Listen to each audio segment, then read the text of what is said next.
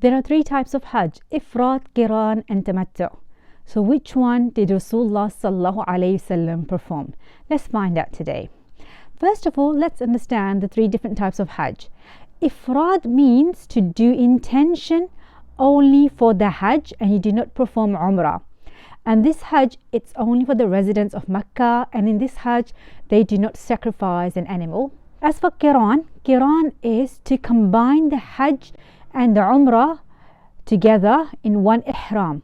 So the hajj would put on the ihram, and in that state they would do the umrah, and then they would not trim or cut their hair, and they would continue to remain in the state of ihram, and in that state they would perform hajj, and after the hajj they would cut or shave or trim their hair, and then they will release themselves from all the duties of ihram.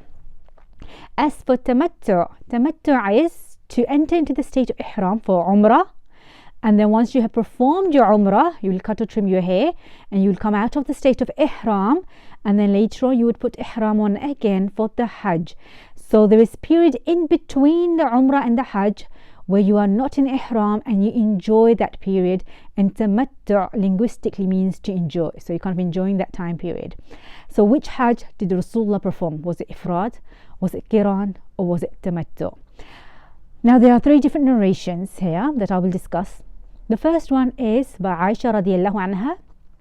Aisha said when they left for the Hajjatul Wada', there were people who did talbiyah just for the umrah, there were others who intended both hajj and umrah, and there were some who intended hajj only. And she said that Rasulullah sallallahu alaihi wasallam, he did talbiyah for hajj. So according to Aisha's narration, Rasulullah performed ifrad. Then there's another narration by Anas radiallahu anhu, and he said that the people, they were shouting out loud and doing intention for both hajj and umrah. So according to this narration, Rasulullah performed qiran.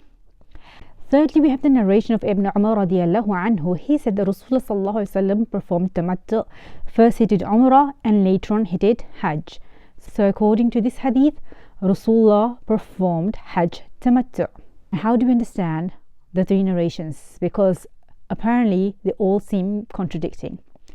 Now the opinion of many scholars, including s.a.w, Imam Ahmad bin Hanbal and Ibn Taymiyyah, is that Rasulullah performed qiran. s.a.w explains, he does a jama for the narrations and comes up with the conclusion that Rasulullah first intended ifrad, then he changed the intention to qiran, and tamattu in this narration, it's used linguistically, i.e. to enjoy, and not shar'an in the meaning of hajj tamattu. And this understanding can also be derived from the hadith of Jabir radiallahu anhu, a long hadith narrated by Jabir radiallahu anhu, where he explains the hajj of Rasulullah sallallahu alaihi wasallam.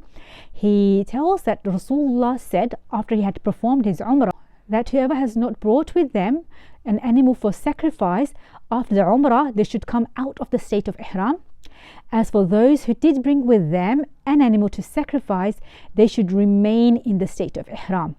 And Rasulullah had brought with him an animal to sacrifice, so he remained in the state of ihram. That means he performed qiran because he did not take his ihram off after the umrah. So according to these scholars, Rasulullah sallallahu alaihi wasallam performed qiran, and Allah knows best.